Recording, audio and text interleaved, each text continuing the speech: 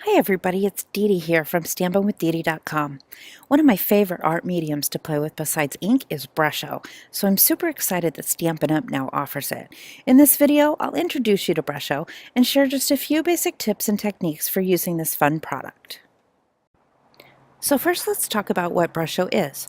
Brusho is crystallized paint powder that reacts when it comes into contact with water and other water-based art mediums. It comes in little individual pots of color like this one. Brusho is made by a UK company called Colorcraft. Although it's relatively new to the Stampin' Up! Product line, it's actually been around for about 30 years. Stampin' Up! Currently offers Brusho in a box set of 5 individual colors. In your box, you'll get 1 pot each of Brilliant Red, Gamboge, which is just a fancy name for orange, and yellow. You'll also get some moss green and Prussian blue. Each Brusho color is made up of crystals of several other colors, so you'll find that as you play with them, you can get a lot of different shades just from these 5 color pots. To use your Brusho, you'll need to open each color pot first. Although they have little pull tabs on the back that you could use to pop open the lids, Stampin' Up! Doesn't recommend doing it. This is because Brusho is so highly pigmented, it's really potent stuff, and a little bit usually goes a long way. So a better way to open these pots is to use a pin or needle to poke a hole or two in the tops of each lid. This will transform them into little shakers you can use to sprinkle some Brusho out of. It is important to keep your Brusho sealed up though when you're not using it in order to prevent humidity from getting in and to prevent it from spilling. So you can do this by just plugging a single hole with a push pin, or if you punch multiple holes like I do, just cover the top with some washi tape. Using Brusho requires introducing it to water or another liquid, so you always want to use it with paper that will hold up when wet. Watercolor paper is always a great option because it's specifically designed for working with liquids, but you could also use Stampin' Up's shimmer cardstock or any paper that has a coating on it. So for example, you could use glossy cardstock or photo paper because they have coatings on the front, but you wouldn't want to use the back side because it's basically just plain cardstock and that won't hold up well to water. Now let's talk about some other tools that are handy to have when working with Brusho. First, you'll want a water mister or spritzer. I'm using the Stampin' Spritz by Stampin' Up!, which has a spray head and a little tube that you fill with water. You might also want to have an Aqua painter. This is just a synthetic paintbrush attached to a water barrel. The water barrel keeps the paintbrush wet and flowing with water at all times as you work. For some techniques though, you'll want just a regular paintbrush along with a palette or something else that you can mix Brusho colors in. So these are also handy to have on hand when working with Brusho.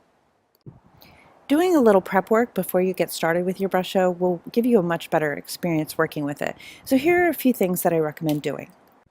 Since paper tends to bow when it gets wet, I find it helpful to tape it down to some kind of stiff surface when using Brusho.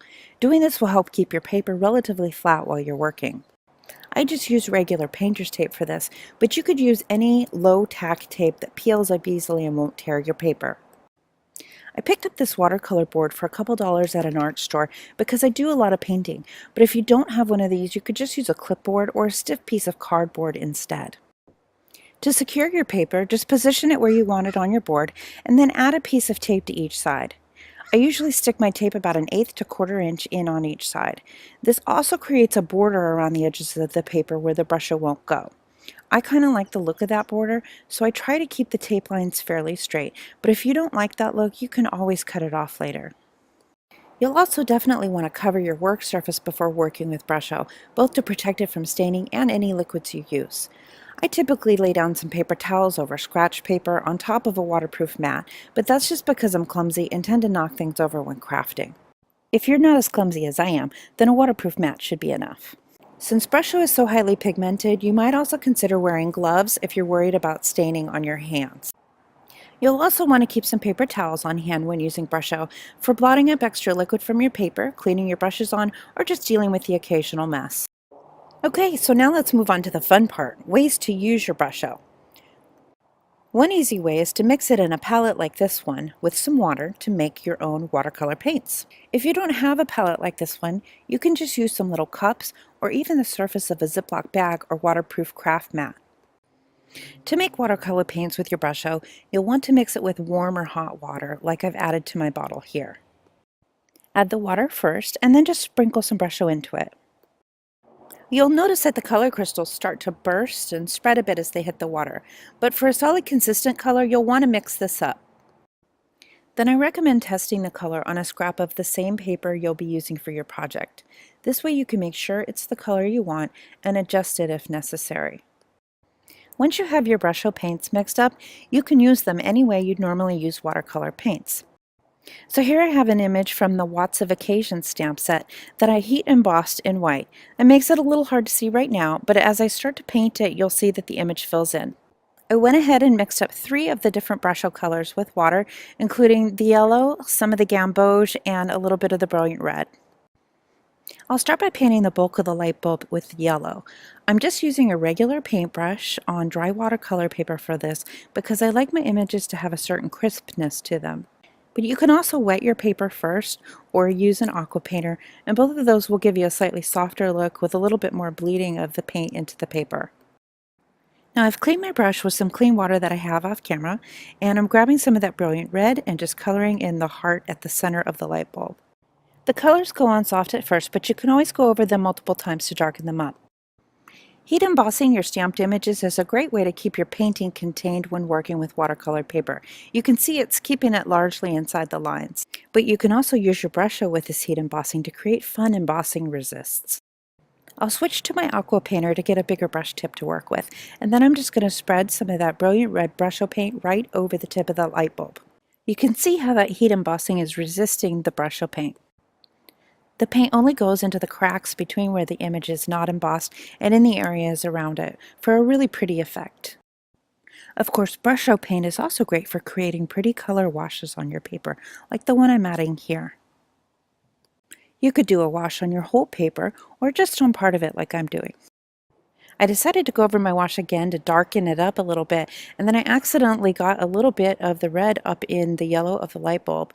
I really liked the look of that, the way the red mixed with the yellow to make a sort of peach. So then I just started pulling that color up a little bit into the light bulb. Then that got me thinking it would be fun to add that peachy color to my wash for sort of an ombre effect. So I painted over part of it with a little of the gamboge, which has both the yellow and the red in it. I find this happens a lot when I'm working with Brusho. I start out with a plan, and then the colors will interact in a really interesting way that I love, and then I'm off in a totally new direction. It's one of the things I love most about working with this product. Another fun thing to try with your Brusho is sprinkling it right on your paper and then adding water to it.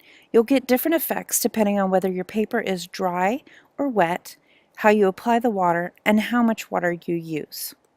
So here I've got some watercolor paper that I just spritzed with a little water, and I'm sprinkling Prussian blue Brusho on top. Look how those color crystals just burst and explode when they hit the water. Isn't that fun? Now I'm going to add a little of the yellow Brusho to see what effect that has. The thing about Brusho is you never quite know how it's going to react. Sometimes it bursts and explodes like this, and sometimes it just sits. Sometimes the colors mix, and sometimes they just want to do their own thing. So one thing I'm noticing here is that some of the crystals have not reacted, which means the paper's probably gotten dry in those spots. So I'm just going to go back with my aqua painter and drop in a little bit more water to see if we can get more of those color bursts. And now those colors are starting to move. You can see that some of the blue is even mixing with the yellow, and we're getting green in some of those spots. You can also help the water along by picking it up with your brush and dragging it around. This will move over the top of some of the other color crystals and cause the colors to blend a little more, but that can create some really fun patterns. Now I'm seeing some spots on here where the water has pooled, so I'm just going to grab a paper towel and use a corner of it to suck some of the water up. I find that this works better than actually pressing the paper towel to the paper because that way it doesn't disturb my design. The paper towel will do the work for you if you just dip a corner of it in. So once you've got your Brusho background looking the way you want it, you'll want to let it dry. You can either let it air dry or you can use your heat tool for this. The heat tool will also blow around any puddles of water that you still have in your paper though. So if you use this method, you might want to keep your paper towel handy so you can get better control over where those colors go. One thing I notice when drawing my Brusho backgrounds this way is that the paper starts to bow a little bit. So I usually watch for it to flatten back out, and that's when I can tell that it's dry. With that last background, I spritzed my paper first and then added the Brusho. So just for comparison, let's see what happens when we add the Brusho first to the paper and then spritz it with some water. I'm using watercolor paper here, and I'll start by sprinkling some of the gamboge along the bottom. I know it looks like I'm using a lot here, but this particular shaker tends to just shake out a tiny bit at a time. Now I'll just spritz on some water. I find it works best to hold your hand a few inches above the paper and then give it a couple quick spritzes and let the Brusho have a minute to react before you add more water. Now you can really see here how that gamboge color is made up of multiple colors of crystals. You've got some orange where they've mixed and then some separate red and yellow. So now I'm just going to spritz some more water onto this to get those colors moving some more. One thing I found is that you can control the direction that the colors spread to some degree by moving your hands around and just angling the direction that you spritz the water. Now you can see that those colors are moving around a bit more now that I've added more water, but I'm getting a lot of yellow and not much of the actual orange or even the red. So I'm going to go ahead and play around here until I get a background that I like. A lot of working with Brusho is just experimenting like this by adding more powders or more waters until you get a combination that you really like. There's no wrong way to do this. It's just about what you like. Sometimes I just sit and play with these Brusho backgrounds for a good half hour or hour, just adding more water, adding more powder, because it's so much fun to watch the reactions and just see the different combinations that you can get. So now here's my two finished backgrounds. You can see they're totally different just by applying the Brusho and water in different ways and in different combinations and amounts. You can get totally different effects. Hopefully you're starting to see how versatile Brusho can be. Before we sign off for today, I have just one last quick easy technique to show you, but I will have other techniques to share with you in other videos, so please do check back for those. Now here's this last technique, and it's one of my favorites. You just take a large Ziploc bag or a waterproof craft mat and sprinkle some Brusho on top of it. Then you spray it down with some water and just press your paper right into it. This will give you a surprise background every time. I'll start with a little moss green, which is the one color I haven't shown you yet today. This one is a really interesting mix. It's not a true green. It's got some kind of olivey green tones as well as some yellows and purples mixed into it. Now I'll just add a little Prussian blue in a couple of spots. Not enough to overwhelm the moss green, but I really do like how these two colors look together. Now I'm just adding some water with my Stampin' Spritzer, and I'm going to let this sit for just a moment so that the colors have time to react with the water. Then I'll just take my watercolor cardstock and press it down into it. To make sure I get even coverage on the whole piece, I'm also going to go over the back of it with an acrylic block.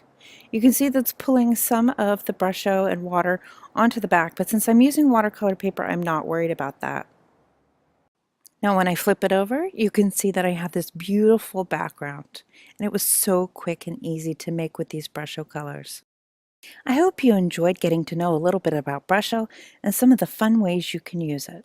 For more information about this and other Stampin' Up! Products, please visit my website at stampinwithdeedee.com or check out some of the other videos on my channel. Until next time, happy stamping!